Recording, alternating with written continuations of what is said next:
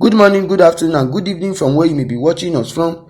We are Sources TV Africa, your number one best African TV.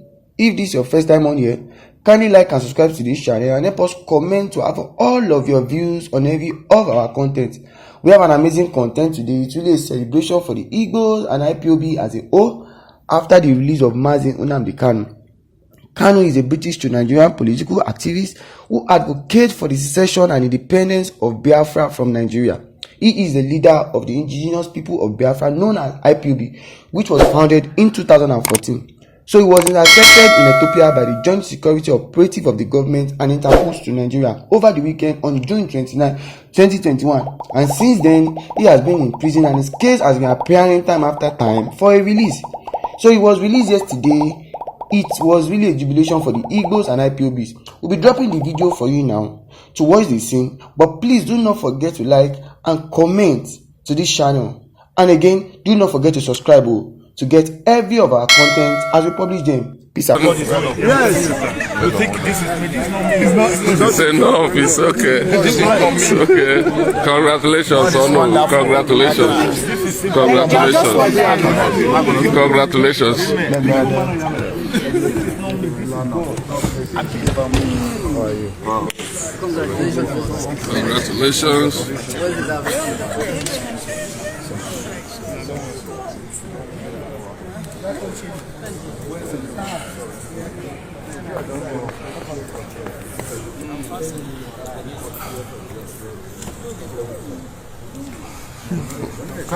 Thank you.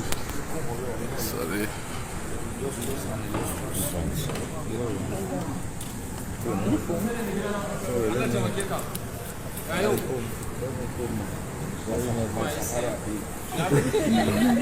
Those days when we were grown up, we used to call it Sahara. My signature.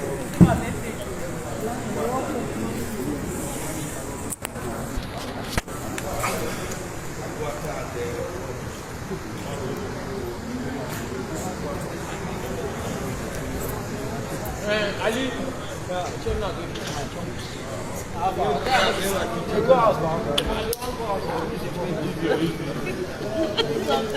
yes, go ahead.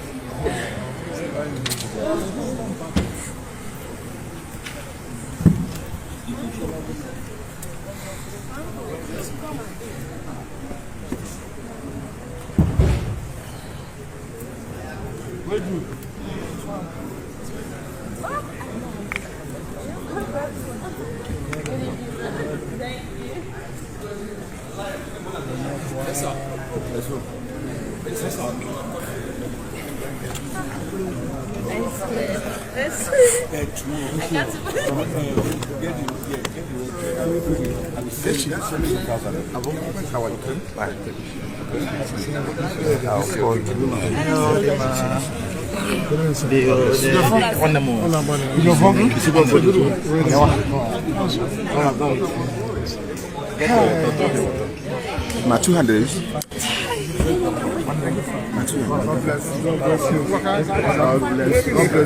It has done and dusted. God bless. Thank you.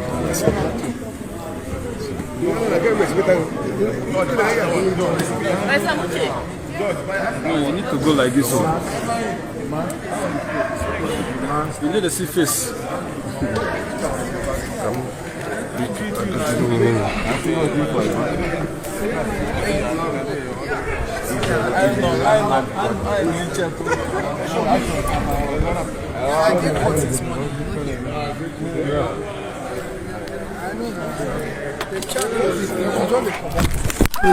Sorry. Bro, like I'm literally coming out of the court.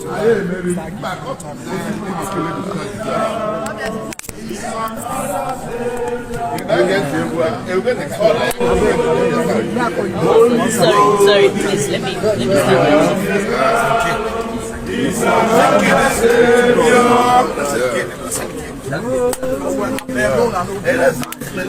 That's the problem. That'll be the problem.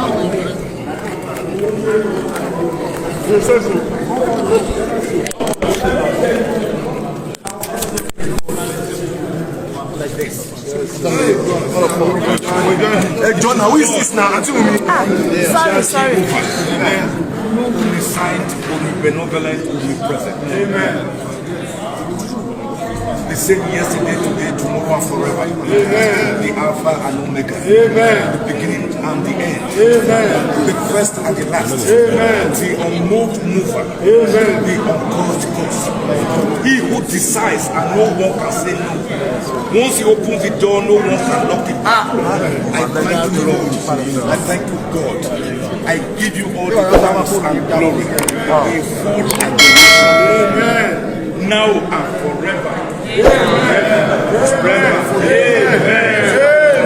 Thank you, Jesus. For getting Nnamdi Kanu out. There will be peace in Nigeria. There will be peace in Igbo land. Amongst the Indigos, amongst the allied Igbos, by the grace of God. Other ethnic groups in Nigeria, we have some breathing space. Nigeria belongs to all of us. God bless this court. God bless the judiciary. God bless their judgment. In the mighty name of Jesus. So, can we get your reaction to the judgment of the court? You saw my reaction already. That's my reaction. Yes, can you talk to Nigerians But about as the to judgment? what happened today, it is one of those things that you can say is ineffable. It is indescribable. It is only God that can fathom it, because His depth and breadth, His plenitude and amplitude are too wide, too complex for any human understanding. Nnamdi Kanu was today discharged of all the remaining 7 count charge, which 7 counts. Based on that, we appealed on behalf of Nnamdi Kanu that the lower court was wrong. There was one fundamental issue on which the court today anchored its judgment, this intermediate court. And that is that the lower court never evaluated the mountain of evidence placed before it regarding the forceful capture, kidnap, torture, and extraordinary rendition of Nnamdi Kanu from Kenya back to Nigeria on the 26th of June, 2021. The lower court glossed over it. We placed this before the lower court in more than 10 paragraphs of solid materials to show the circumstances under which Nnamdi Kanu was forcibly abducted, kidnapped, blindfolded, tortured, and then rendered back to Nigeria extrajudicially, extra-legally, against the laws of Kenya, against the laws of Nigeria, against all international instruments dealing with extradition, including various sections of the Extradition Act of Nigeria, including Section 15. They violated them. They brought Nnamdi Kanu to face a 4-count charge that was still pending, contrary and against what we call the doctrine of specialty, which is that when you bring back a fugitive through extradition process, you can only try him for that offense for which you are extraditing that fugitive, not earlier counts. And you cannot continue with an earlier case against that fugitive. Now, Nnamdi Kanu was brought back to face the earlier existing counts, which were again amended first to 7 counts, and then again amended to 15 counts. And I went to court. We went to court, challenging the entire count for being bad, for not following due process of law because the court had no jurisdiction to try Nnamdi Kanu. The lower court agreed with us, struck out 8 of the 15 counts, but retained 7. It is those 7 that we appealed against to this Court of Appeal. And today, the Court of Appeal agreed with us.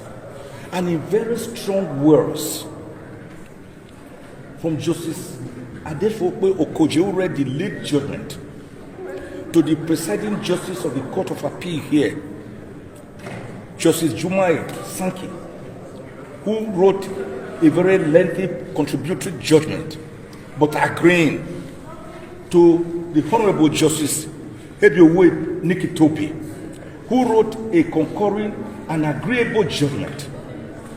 All of them used very strong words to say that the respondent, the federal government itself, brazenly breached the laws it has itself made regarding extradition, that it never followed due process, that it never followed international conventions, that it never even followed the Anti-Terrorism Act itself, and that the respondent merely, in a most cavalier manner, relied on some sections of the Administration of Criminal Justice Act, ACRA, which merely deal with arrest of a suspect. And the court asked the question, if you look at those provisions, they talk about arresting or executing a warrant of arrest against a suspect within the territorial jurisdiction of Nigeria, not outside Nigeria. So to go outside Nigeria, to go and capture, abduct, and kidnap a citizen of Nigeria and forcibly rendition him back to Nigeria, you have breached your own law. You have breached all known international instruments. And that no court of law will take that, because courts exist to do justice, pure and undiluted justice, without fear or favor, without ill will or malice. So they were very strong, very vehement in condemning the action of the federal government in disregarding all international laws, the African Charter on Human and People's Rights, the UN Charter, and various conventions, in forcibly kidnapping and rendering Nnamdi Kanu back to Nigeria in a most horrific manner. You know what it reminded me of? The court did not say that today because we did not put that before the court. It reminded me of the horrendous kidnap, and not just kidnapped, but also being created of Alhaji Umaru Diko on the 9th of July, 1984. When they even sedated him with some morphines, some sedatives, and he was put to sleep until some airport people at the airport in London said something was fishy. That was what led to the man being released. The only difference,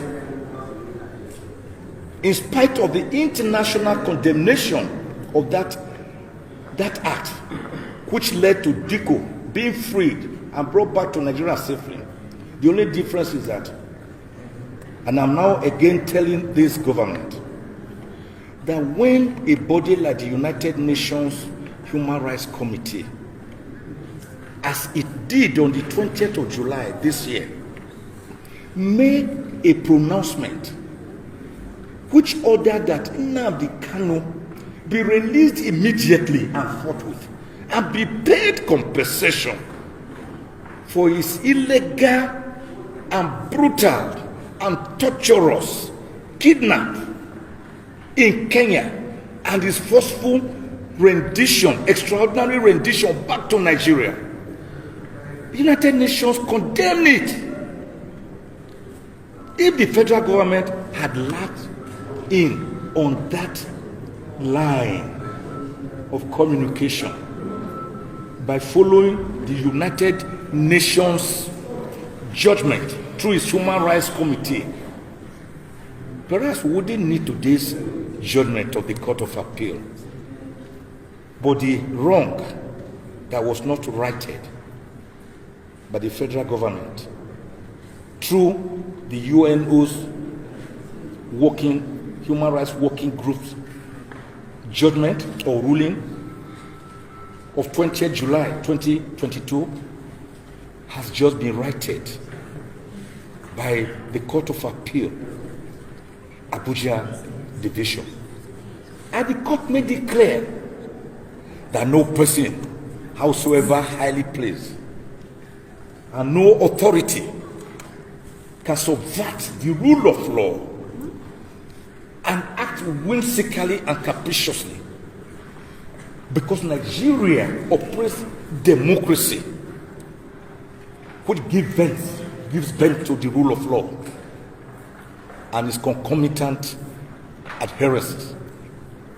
Today, we saw the potency of the law, and this is why I now want to disagree with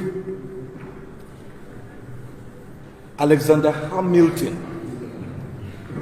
one of the great federalists, the other federalists who were present between May and September 1787, when 50 Americans gathered in Philadelphia, Pennsylvania, to make a new constitution to have a more perfect union, because they were already independent confederates.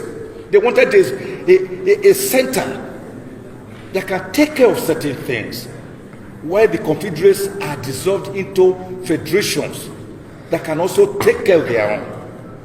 Alexander Hamilton, he wrote thereafter in his Federalist paper number 78, saying that the judiciary is the weakest of the three arms of government amongst the executive, the judiciary, and the legislature, under the tripartite doctrine of separation of powers, which in 1748 had been famously propounded by Baron de Montesquieu, a great French philosopher. And the reason given by Alexander Hamilton is that the judiciary has neither purse to keep money nor sword to effect its judgment. But today, I want to disagree with Alexander Hamilton by saying, when the judiciary blows its trumpets, the other two arms of government